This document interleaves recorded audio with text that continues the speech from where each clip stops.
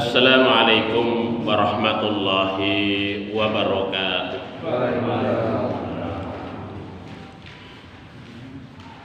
Alhamdulillah, alhamdulillahilladzi anzalal kitaba hudan linnasi wa bayyinati wal furqan. Asyhadu an la ilaha illallah wahdahu la syarika lah, al-malikul haqqul mubin, wa asyhadu anna muhammadan abduhu wa rasuluhu shadiqul wa'dil amin. Allahumma salli wa sallim wa barik ala muhammadin wa ala alihi wa ashabihi wa man tabi'ahum bi ihsani ila yaumiddin, amma ba'd. Ingkang kawula hormati para bini sepuh, bapak-bapak, ibu-ibu, hadirin wal hadirat, adik-adik remaja yang insya Allah semuanya dirahmati, diberkahi oleh Allah Subhanahu wa Ta'ala. Alhamdulillah, segala puji dan syukur senantiasa kita panjatkan kehadirat Allah atas segala nikmat yang Allah berikan kepada kita bersama.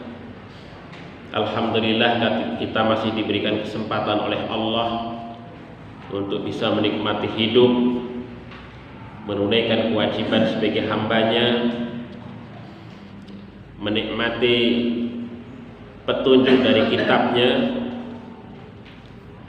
Mudah-mudahan juga sholawat serta salam senantiasa tercurah kepada baginda Nabi kita Muhammad Sallallahu Alaihi Wasallam serta keluarganya, sahabatnya, dan juga kita semua sebagai umatnya.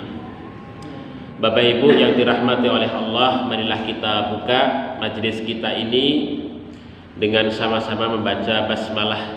Bismillahirrahmanirrahim. Bapak Ibu yang dirahmati oleh Allah, pada malam hari ini kita masuk ke hadis yang ke-37, yaitu tentang catatan ataupun ketetapan Allah Subhanahu wa Ta'ala terkait dengan amal yang dilakukan oleh seorang manusia. Hadis ini diriwayatkan oleh sahabat Ibnu Abbas radhiyallahu an, yang kemudian ditadwin, dibukukan oleh Imam Bukhari dan Imam Muslim di dalam kedua kitab sahihnya. Nah, di dalam hadis ini diceritakan ya, Ani bin Abbasin radhiyallahu anhuma, dari putranya Abbas. Abbas niku pamannya Rasulullah. Game niku tepatnya adalah Abdullah ibnu Abbas radhiyallahu anhuma. Anin Nabi sallallahu alaihi wasallam, dari kanjeng Nabi Muhammad sallallahu alaihi wasallam, fima terhadap apa-apa yarwi yang mana beliau Nabi meriwayatkan an rabbihi, dari Tuhannya tabaraka wa ta'ala, yang mana Allah senantiasa memberkahi dan maha tinggi. Qala, Allah Subhanahu wa Ta'ala menjelaskan kepada Nabi, innallaha, sesungguhnya Allah Subhanahu wa Ta'ala, katabal hasanati, kataba fi'il madhi mabni ala fathin. Jadi kataba itu asli maknanya adalah menulis, tetapi kalau kita merujuk kepada para ulama usul fikih, kataba itu sama maknanya dengan amaro, memerintahkan, qadha, menetapkan, farodo, mewajibkan, wajaba, mengharuskan, lazima, ya, menentukan, sama maknanya. Innallaha, sesungguhnya Allah Subhanahu wa taala, kataba, telah menetapkan, telah menulis, telah menetapkan al-hasanat, tentang kebaikan-kebaikan, was-sayyi'at, dan keburukan-keburukan ataupun dosa atau kejahatan. Ya. Summa, kemudian bayyana dzalika, kemudian beliau menjelaskan tentang hal itu semua, maksudnya tentang apa yang telah ditetapkan oleh Allah itu. Faman, maka barang siapa hamma, ya, ada tasydidnya. Hamma sama dengan nawa, sama dengan kosoda, berniat, menyengaja. Faman hamma, barang siapa berniat ataupun menyengaja, bihasanatin, untuk melakukan perbuatan baik, falam ya'malha, kemudian dia tidak melakukannya,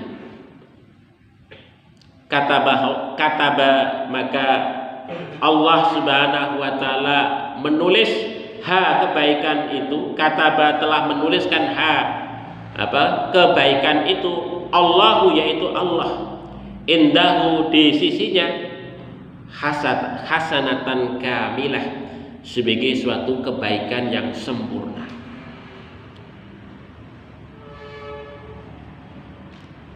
Ini yang pertama, Bapak Ibu sekalian, tentang kebaikan ini ya. Jadi barang siapa yang berniat untuk melakukan kebaikan tetapi dia belum sempat untuk melakukan mengerjakan itu, maka Allah sudah menuliskan kebaikan itu di sisinya dengan kebaikan yang sempurna. Bapak Ibu yang dirahmati oleh Allah Subhanahu wa taala, terus memang kata-kata bam menika dari yang saya ungkapkan tadi, memang maknanya itu, aslinya itu adalah menulis atau tulisan. Itu makna dasaripun. Tetapi kemudian digunakan untuk untuk menyebut sesuatu yang lain yang sifatnya kefarduan. Nah, di sini nampaknya dua hal itu digabung menjadi satu, baik dalam konteks menulis ataupun menentukan ataupun memutuskan ataupun memfardukan.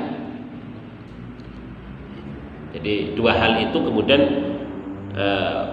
dikandung di dalam hadis ini.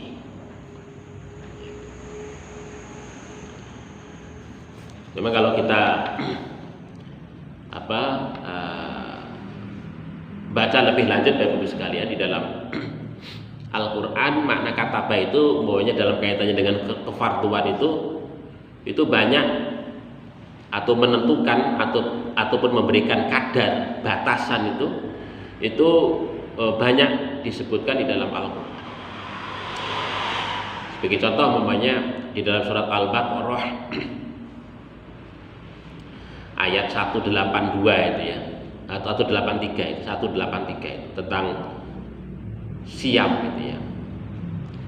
Ya ayyuhalladzina amanu kutiba alaikumus siyam, kutiba, telah diwajibkan, telah difardukan.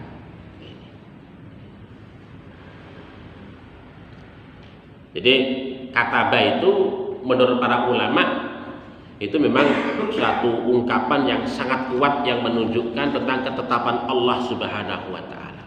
Jadi Allah Subhanahu wa taala itu tidak sekedar memfardukan, mewajibkan begitu saja. Tetapi di sini Allah Subhanahu wa taala itu membarengi apa yang Ia perintahkan itu dengan tulisan. begitu. Jadi, nah ini terkait dengan apa? Dengan kebaikan dan keburukan ini, bahwa Allah Subhanahu wa taala menyatakan innallaha katabal hasanat was sayyiat. Kalau kita ambil yang makna yang pertama itu, bahwa Allah Subhanahu wa taala itu mencatat setiap kebaikan dan keburukan yang dilakukan oleh manusia. Nah, ini kalau kita ambil dari makna yang pertama. Jadi Allah itu mencatat setiap amal kita sebagai umat manusia, apakah itu baik ataukah buruk. Begitu. Itu dicatat oleh Allah Subhanahu wa taala. Dan Allah Subhanahu wa taala mencatat itu bukan untuk kepentingan Allah. Allah mboten butuh terkait dengan catatan amal ini. Tetapi catatan itu adalah dibutuhkan bagi kita sebagai hambanya. Karena Allah Subhanahu wa taala itu maha adil di dalam mengadili itu. Pada saat nanti di yaumul qiyamah, maka kemudian Allah menika akan membuktikan di hadapan hamba yang bersangkutan, ini loh catatan amalmu.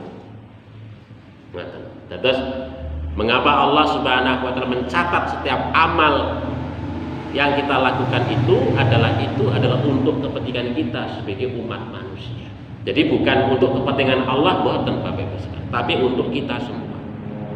Sehingga Allah Subhanahu wa taala dalam kaitannya dengan itu menciptakan malaikat yang bertugas secara khusus mendampingi kita selama hidup kita menika. 2 malaikat ditugaskan secara khusus mendampingi kita dimanapun kita berada, kapanpun kita itu berada, dalam keadaan apapun itu.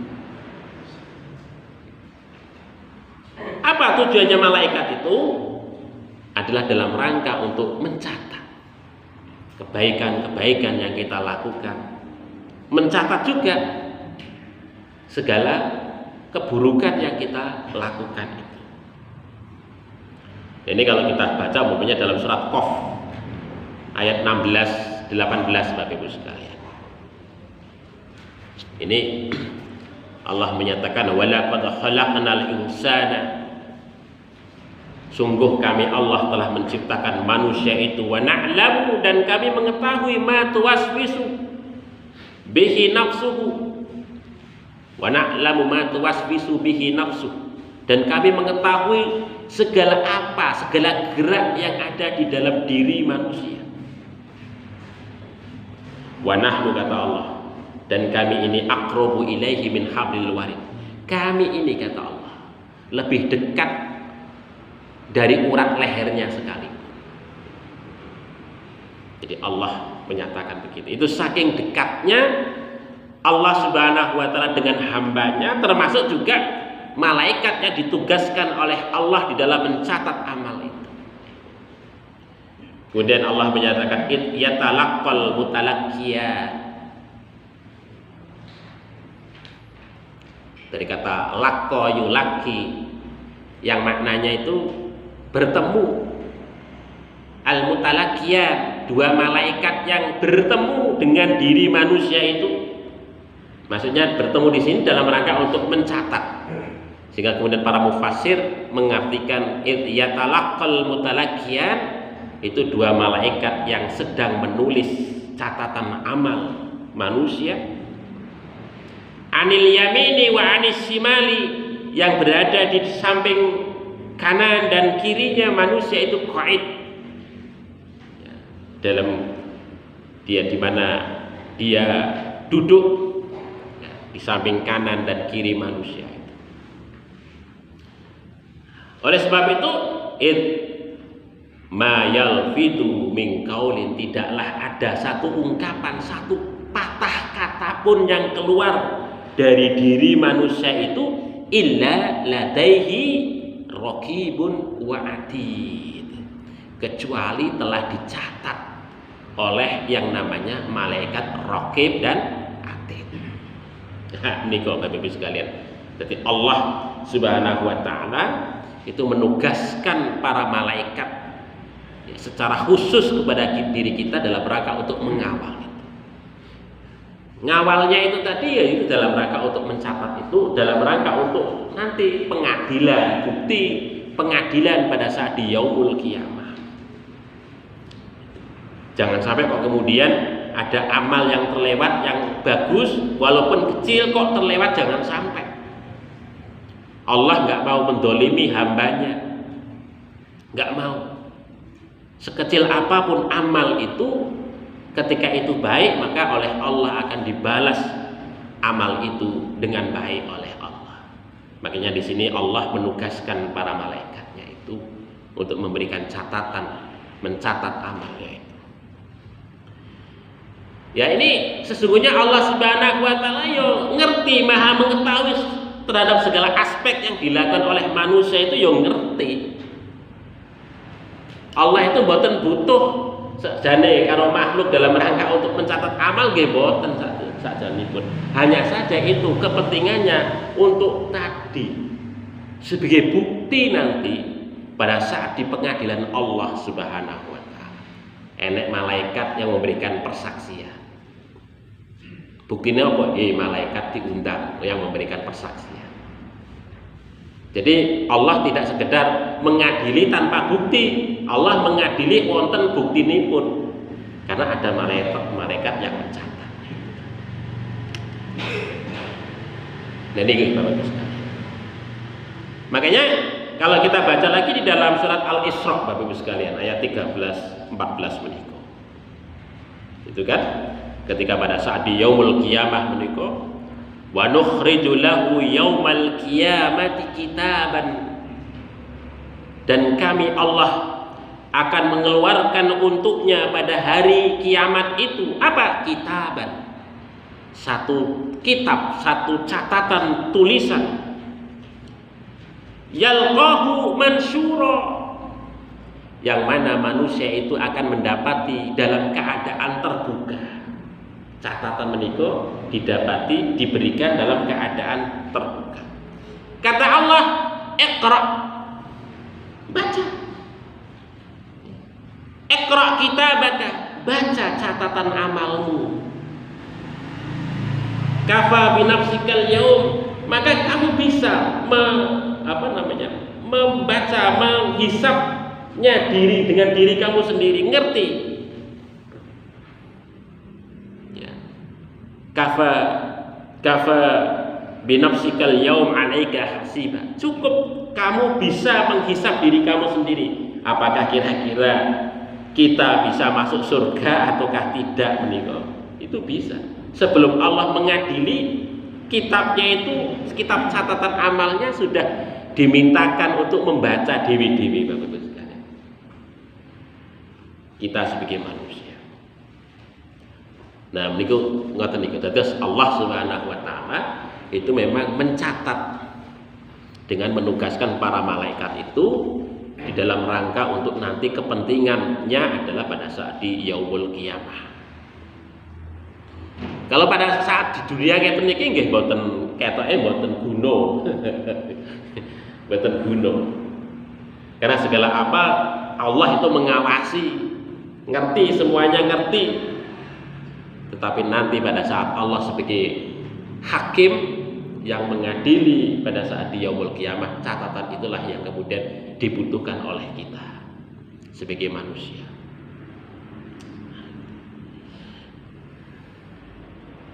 Sehingga catatan-catatan itu diberikan kepada kita nantinya itu supaya kita tidak memberikan hujah yang tidak di hadapan Allah, karena semuanya tercatat dengan baik. Tujuannya itu. Bahkan kalau kita baca di dalam ayat yang lain itu kan tangan, kaki itu kan menjadi saksi terhadap apa yang kita lakukan pada saat hidup di dunia. Nah, ini makna yang pertama terkait dengan innallaha katabal hasanati wassayyi'at. Sesungguhnya Allah mencatat segala kebaikan dan keburukan bagi manusia. Kemudian makna yang kedua, dari innallaha katabal hasanati wassayyi'at itu adalah terkait dengan ketentuan hukum yang mana Allah Subhanahu wa taala telah menetapkan satu ketetapan hukum mengenai kebaikan dan keburukan kepada kita sebagai manusia. Jadi Allah telah memberikan ukuran terkait dengan pahala tentu saja. Ukuran terkait dengan apa yang dimaksudkan dengan kebaikan, apa yang dimaksudkan dengan keburukan, berapa besar pahala yang akan kita terima. Nah, itulah yang dimaksudkan dengan terkait dengan ketentuan hukum tentang kebaikan dan keburukan itu. Sehingga nanti ketika di pengadilan pada saat di yaumul qiyamah itu manusia itu ngerti bisa menghitung sendiri kan, Bapak Ibu sekalian, karena setiap kebaikan itu akan mendapatkan pahala. Pahalanya berapa? Dihitung. Ada hitungannya. Tidak Allah itu ngasih itu semaunya Gusti Allah mboten.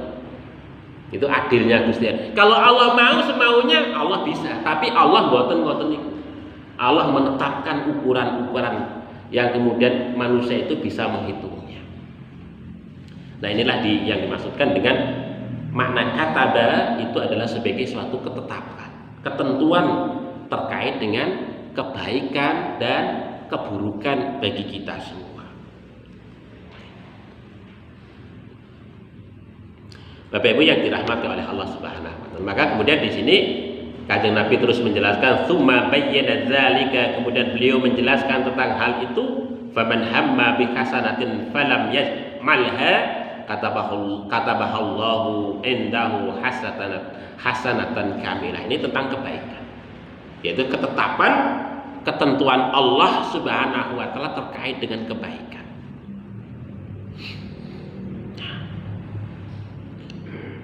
Nah, tentang al-hasanat Bapak Ibu sekalian, kalau saya baca di dalam kitabnya Imam Ar-Raghib Al-Asfahani menika,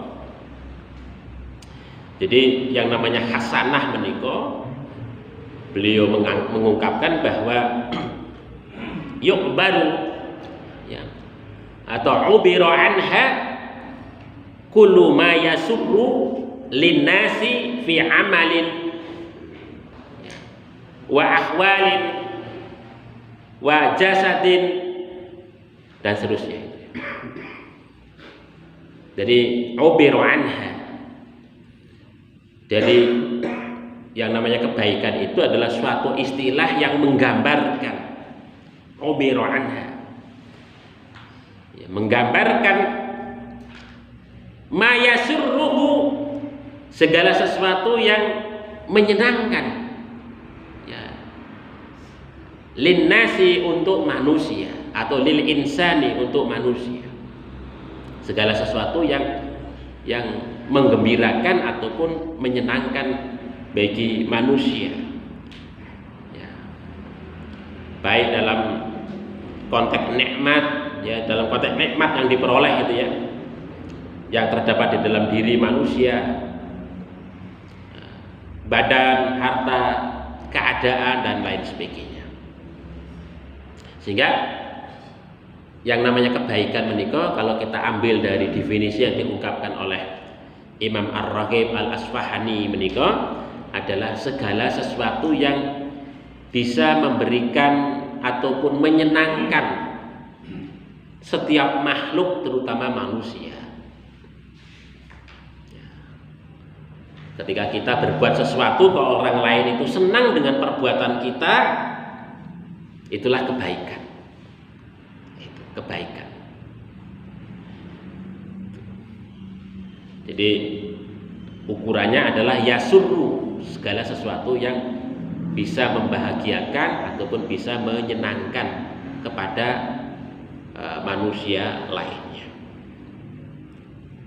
Bahkan dalam konteks selain manusia pun juga sama, seperti hewan ataupun yang lainnya begitu, itu juga sama. Jadi berbuat baik itu bisa saja kan, bukan hanya dalam konteks hubungan kita dengan sesama, tapi juga bisa dalam konteks hubungan dengan makhluk lainnya di luar manusia.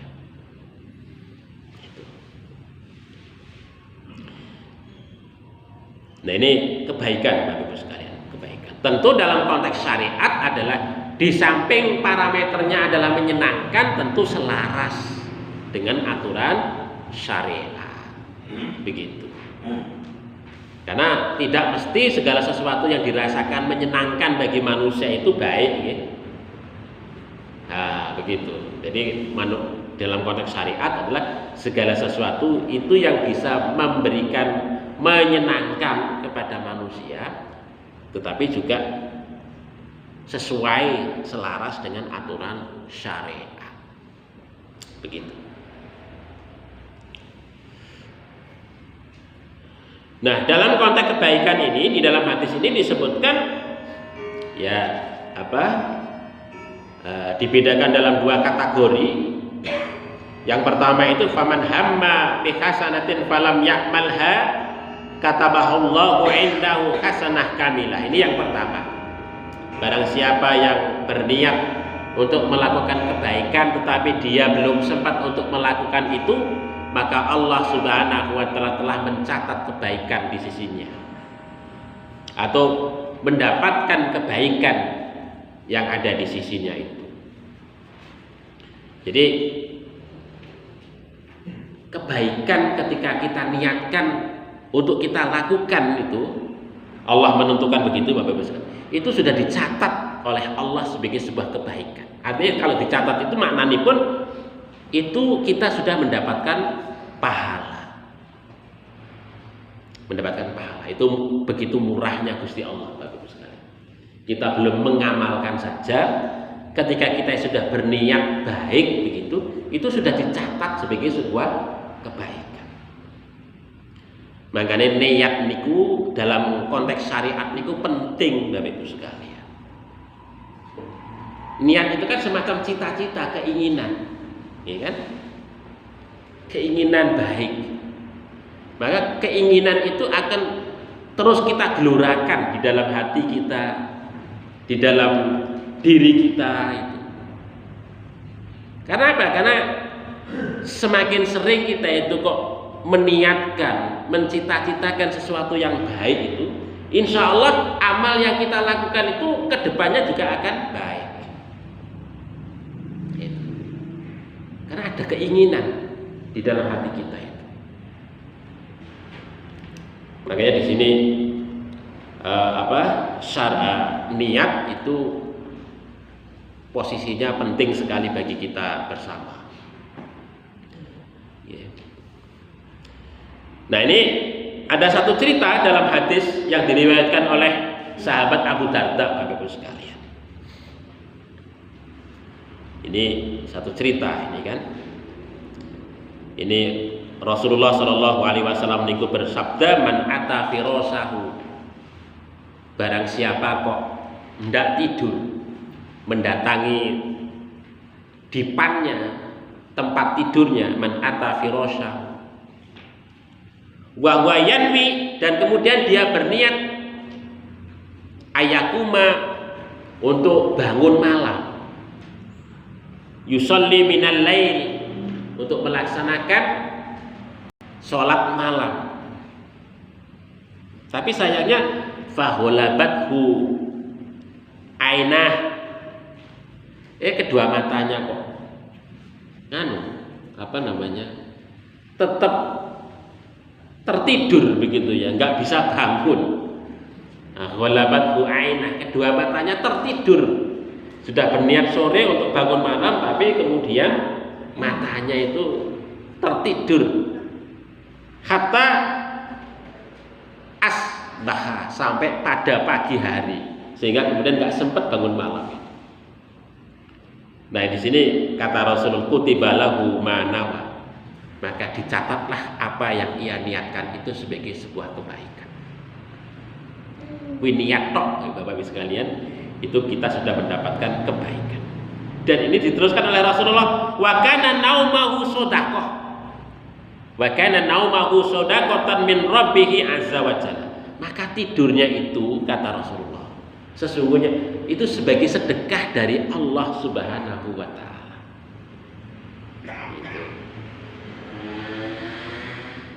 Di luar biasa nih kemurahan Gusti Allah terkait dengan kebaikan bagi hamba-hambanya. Jadi kita niat saja belum beramal itu sudah dicatat sebagai sebuah kebaikan oleh Allah Subhanahu wa taala. Nah, yang kedua terkait dengan kebaikan menika adalah apa? Wa in hamma wa in, dan sekiranya hamma dia berniat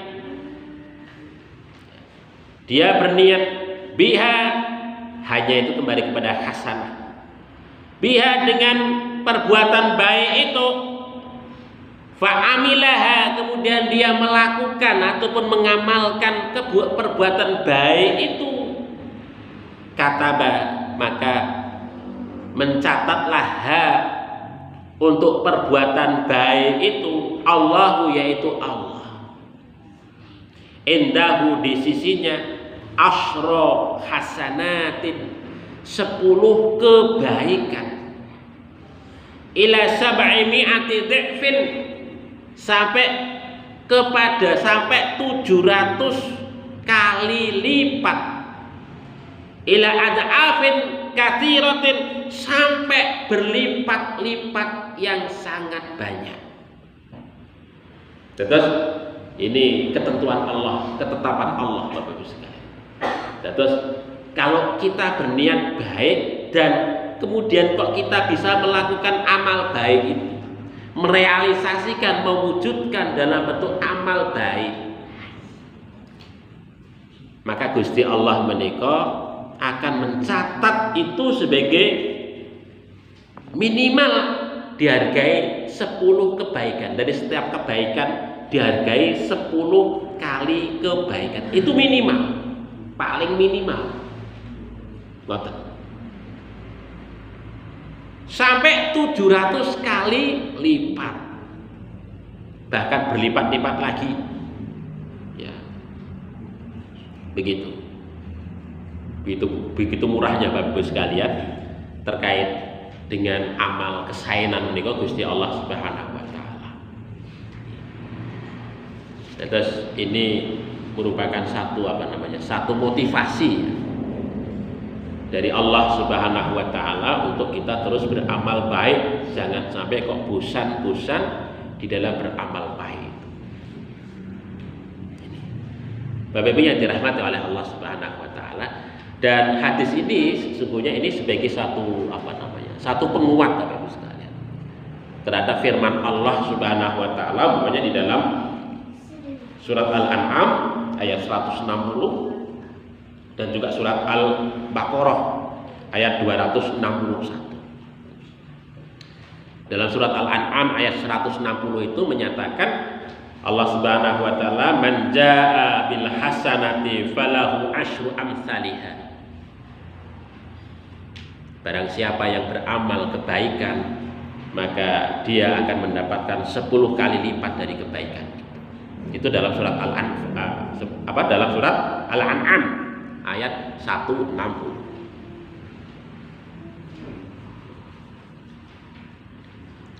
Bahkan di dalam surat Al-Baqarah ayat 261 itu kan digambarkan sebagai alladzina yunfikuna fi sabilillahi kamatsali habbatin ambatat sab'a sanabila fi kulli sumbulatin mi'atu habbah wallahu yudha'ifu liman yasha wallahu wasi'un 'alim. Jadi dalam surat Al-Baqarah itu setiap kebaikan itu dilipat gandakan sampai 700 kali lipat, ya, di sisi Allah Subhanahu wa ta'ala. Ini begitu luar biasa kalau kita mau beramal baik. Ini ketetapan, ketentuan dari Allah Subhanahu wa ta'ala dari setiap kebaikan yang kita tanam, yang kita lakukan, yang kita investasikan, Bapak Ibu sekalian. Jadi hasilnya kira-kira begitu. Dijanjikan 10 kali lipat paling minimalnya begitu. Kemudian sampai 700 kali lipat pahala yang akan kita terima terhadap setiap kebaikan yang kita investasikan di jalan Allah Subhanahu wa taala. Nah, ini yang ketetapan Allah Subhanahu wa taala terkait dengan kebaikan. Kemudian yang kedua adalah ketetapan dan ketentuan Allah Subhanahu wa taala terkait dengan amal keburukan. Di sini Kanjeng Nabi menyatakan wa in hamma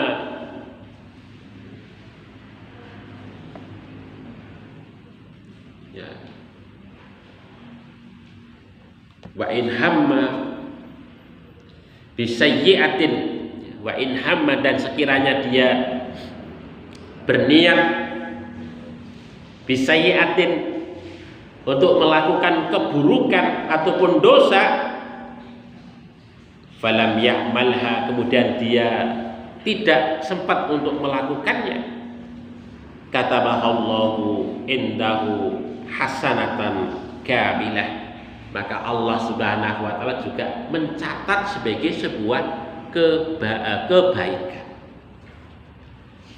Nah, ini menarik Bapak Ibu sekalian. Ini rahmat Allah nih. Rahmat Allah datang kita sebagai hambanya itu kan.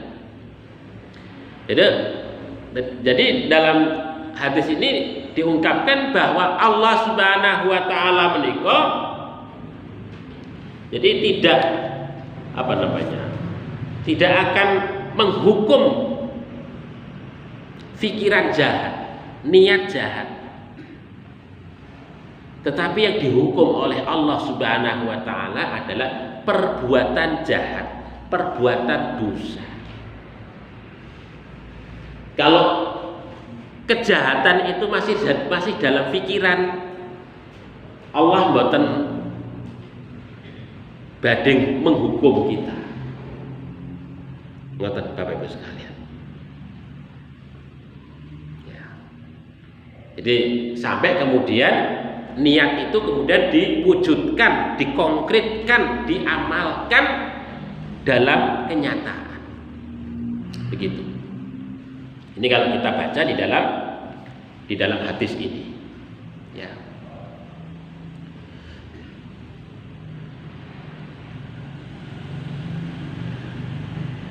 Makanya Bapak Ibu yang dirahmati oleh Allah Subhanahu wa taala, apalagi terkait dengan niat, keinginan di dalam diri manusia itu memang ragam banyak. Yaitu kan manusia kan memiliki hati Bapak Ibu sekalian. Di dalam namanya hati itu ibaratnya sebagai WA, sebagai wadah. Wadah apa saja, tempat keluar masuknya keinginan ataupun nafsu atau hawa manusia. Dan hati menikah juga merupakan merupakan tempat pertarungan antara kebaikan dan keburukan. Begitu. Oleh sebab itu maka supaya kita itu kok kemudian suatu saat ketika ada pikiran-pikiran buruk menikah masuk ke dalam hati kita, kita memohon kepada Allah Subhanahu wa taala untuk segera ditetapkan kembali lagi di dalam syariatnya, di dalam agamanya begitu. Itulah pentingnya orang beragama ngoten niku Bapak Ibu sekalian. Benten bagi orang yang tidak beragama, yang tidak memiliki iman. Jadi setiap manusia menikah berbuat itu berdasarkan kecenderungan hatinya. Kemana hatinya itu berkecenderungan, ke sana dia akan melakukan perbuatan itu. Oleh sebab itu maka di dalam banyak kesempatan Kanjeng Nabi Muhammad Shallallahu Alaihi Wasallam menikah mengajarkan kepada umatnya untuk senantiasa berdoa, memohon taufik kepada Allah Subhanahu wa taala untuk kemudian hati kita ini tetap istiqomah di jalan yang benar begitu. Sehingga ketika ada godaan-godaan yang menghampiri hati kita menikah, maka itu akan cepat hilang dari hati kita. Cuman berlalu saja begitu. Jadi bisikan-bisikan berlalu saja. Kebaikan yang senantiasa konsisten di dalam hati kita itu akan kokoh di dalam hati kita. Nah, ini ada satu cerita Bapak Ibu sekalian di dalam satu hadis yang diriwayatkan oleh Imam At-Tirmidzi dan Imam Ahmad. Ini salah seorang sahabat, dalam syarah disebutkan sahabat Mu'ad bin Jabal. Tanglet takon kepada Ummu Salamah. Ummu Salamah menika adalah salah satu istri Nabi Shallallahu Alaihi Wasallam. Nah, Mu'ad bin Jabal menika tanglet, wahai Ummul Mukminin, doa apakah yang paling sering dibaca Rasul Shallallahu Alaihi Wasallam? Maka Ummu Salamah menika menjawab pertanyaan Mu'ad bin Jabal menika, Rasul Shallallahu Alaihi Wasallam menika ya, doa yang paling sering dibaca oleh Kanjeng Nabi yaitu apa? Ya muqallibal qulub sabit qalbi ala dinik. Nah, ini Bapak Ibu sekalian. Ya muqallibal qulub sabit qalbi ala dinik. Ya Allah, zat yang membolak-balikkan hati, sabit qalbi, tetapkanlah hatiku ini ala dinik, terhadap jalan agamamu. Niki diwaos Bapak Ibu sekalian, bisa untuk wirid dibaca berkali-kali. Ini karena apa? Doa yang paling sering dibaca oleh Kanjeng Nabi Muhammad Sallallahu Alaihi Wasallam. Nah, Ummu Salamah niku terheran-heran terhadap apa yang dilakukan oleh Kanjeng Nabi menika. Sehingga kemudian beliau tanglet kali Rasulullah, wahai Rasul, mengapa kok Anda sering doa dengan doa ini? Maka jawabannya, wahai Ummu Salamah, sesungguhnya tidak ada seorang manusia pun kecuali hatinya itu ada di genggaman ataupun kekuasaan Allah Subhanahu wa ta'ala. Sekiranya Allah menghendaki kebaikan, atau sekiranya Allah Subhanahu wa ta'ala menghendaki hati itu istiqomah, maka dia akan istiqomah.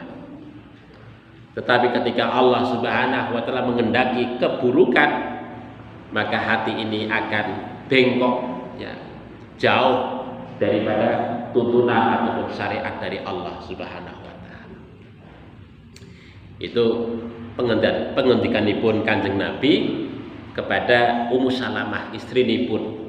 Dan itu diceritakan ulang oleh Ummu Salamah ketika sahabat Mu'ad bin Jabal menika tanglet kepada Ummul Mukminin menika Bunda Ummu Salamah menika. Bapak Ibu yang dirahmati oleh Allah Subhanahu wa ta'ala. Oleh sebab itu maka ini doa yang mungkin bisa kita baca Bapak Ibu sekalian berkali-kali setiap habis sholat dan seterusnya menika, untuk menetapkan hati kita itu supaya ketika ada godaan masuk di dalam hati kita menika, sehingga kemudian cepat hilangnya, itu cepat gitu ya. Segala sesuatu yang was-was di dalam diri kita itu akan cepat hilang, sehingga kemudian jalan istiqomah itu akan terus terpelihara di dalam diri kita. Ya muqallibal qulub sabbit qalbi ala dinik. Coba sami-sami Bapak Ibu sekalian. Ya muqallibal qulub sabbit qalbi ala dinik. Ya muqallibal qulub sabbit qalbi ala dinik. Ya muqallibal qulub, wahai zat yang membolak-balikkan hati, tetapkanlah hatiku ini di atas jalan agama. Ini terkait dengan apa? Niat yang buruk, belum sempat mengamalkan, itu sudah dicatat sebagai apa namanya? Sebagai kebaikan oleh Allah Subhanahu wa taala.